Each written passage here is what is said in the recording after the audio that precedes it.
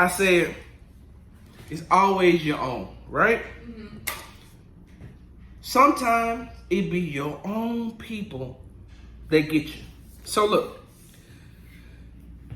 in 1991, John Singleton wrote and directed a movie called Boys in the Hood. You ever seen Boys in the Hood, the movie? No, but I've heard of it. You've heard of it, but you've never seen it, right? Okay, so in that movie, wait, how old were you in 1991, Nessa? I wasn't even born yet. Well, what year were you born? 93. Wow, okay. So in 2 years before you were born, Nessa, John Singleton wrote and directed a movie called Boys in the Hood. And it had Ice Cube in it, Morris Chestnut, Cuba Gooding Jr., Larry Fishburne, Neil Long, Regina King, and my boo-boo, Angela Bassett. Oh, that woman get finer with age. I'm just like, how you get finer the older you get? She married, so I don't lust after her like that. I just look at her from a distance. It's kind of like sometimes when I drive by like some of these car dealerships and they have like these beautiful trucks out there and I know I can't afford it, but I just be like, that is such a beautiful truck.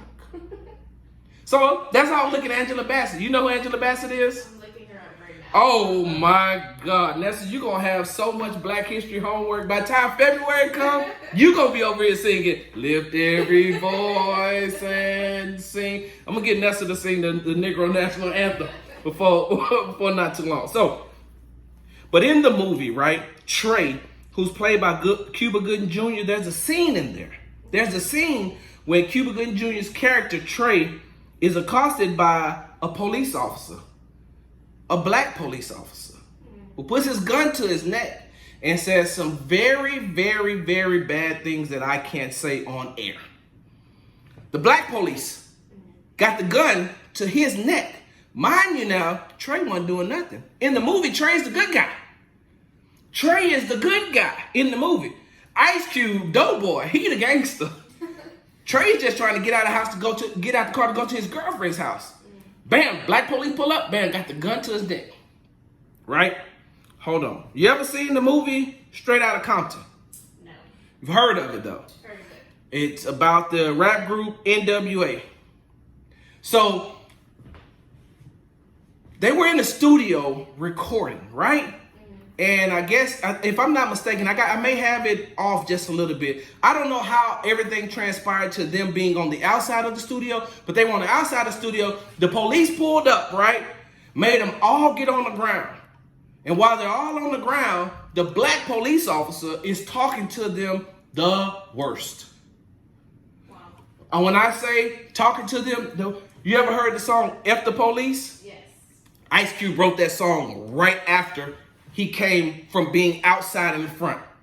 Right after that, police officer talked to him that way. He went right into the studio and wrote the song F the Police. Because you got all these African-American men on the ground while this black officer is talking bad to them. And Jerry Heller, who was the manager and over the group at the time, the Jewish guy, just standing there like, hey, what are y'all doing? He didn't have to get on the ground though. Sometimes it be your own people. All right, so in the song, Good Cop, Bad Cop by Ice Cube, in the chorus, he says, black police showing out for the white cop. Now, the other part of it is white police showing out for the black cop. But black police showing out for the white cop. Nessa, I don't know if you heard about the 6 Atlanta officers charged after confrontation with 2 college students. Heard about that? Fulton County District Attorney Paul Howard on Tuesday announced criminal charges against 6 officers after the arrest of 2 Atlanta college students during the city's curfew crackdown on Saturday. Video of Atlanta police officers pulling the students from a car and shocking them with tasers has sparked national outrage and resulted in the termination of 2 cops. The others have been placed on desk duty. You got 2 African-American students, not even knowing that there's a curfew, just trying to get home. Just trying to get home, right? Not even knowing what's going on. The car gets swarmed. The police comes up, black cops, pulls them out the car, tases them and everything. Nessa, I listened to the interview of the 2 students. I think they were boyfriend and girlfriend. Listen to the dude said he had a taser in his back from 9 p.m. to 3 in the morning. They finally pulled the last piece of the taser out of his body. The black cops come in, pull him out the car, shock him, do all these things to him. Nessa, if you don't know anything else, we've been talking a lot about falsifying police reports, right? We talked about how the police report was falsified in the Eric Garner case, right? We talked about how the police report was falsified in the George Floyd case, right? You know what these officers put in the police report on why they stopped him? What? They thought they had a gun. Wow. 2 African-American students, good students, just trying to get home, not knowing that there's even a curfew, not knowing what's going on. And then y'all want to jump in there, swarm the car. The dude said, he told him, I'm not dying today. Like today, I'm not dying. One of the guys, who was being beaten and tased by the cop. 6 cops. I know 2 for sure that are African-American. I'm pretty sure that this is in Fulton County in Atlanta. Pretty sure that there was 4 more African-American cops. Sometimes it be your own, Nessa. Sometimes it be us. This is what bothers me and perplexes me, because the only thing you had to do was stop the car and ask these 2 African-American students, hey, y'all know it's a curfew, right? Hey, y'all need to get on home. Go on and get on home. I'll radio down and let them know to let you all through and don't stop you. Hey, y'all get home safely. Not get out the car, tase them, cussing them, doing all these things to them. Wait a minute, it gets better. In the midst of all of that, you got black cops over there breaking another dude's wrist.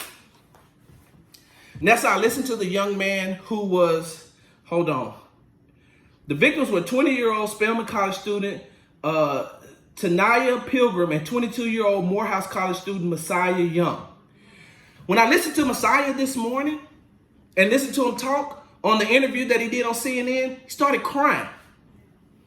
He started crying to the point where the reporter says, I'm sorry to make you relive this trauma. I'm sorry that you got to be traumatized like this. Do you know what you did, police officers? I don't even know your names. I don't even care about your name. Do you know what y'all just did? You just added to the mental health numbers in America. You traumatized these 2 students. You, the cops, got the same skin color as these people. You, the same cops who watched George Floyd die in Minneapolis. But it's you that could have stopped all of this and said, hey, y'all get home. Hey, get home. Right now, it's a curfew. It's going to get bad out here. Y'all need to be home. Get on home, move on away from here. But no, you want to be black police showing out for the white cop. Look at me, dun, dun, dun, dun. I don't see skin color. Blue lives matter. I don't see skin color. I bleed blue. I hope they put you in jail, and I hope that they put you in general pop. And I want you to scream out, you bleed blue, because if you did that to those 2 college students, I'm pretty sure that you've done so many other things to a lot of those people that's in jail. I'm pretty sure you're going to be in jail with some of the people that you put in jail. Falsely. I stopped them because they had a gun in the car. You tune to the Morning Edge right here on 1540 AM 101.7 FM. Hey, when we come back, hey, will the last person in the White House turn off the lights? We'll be back.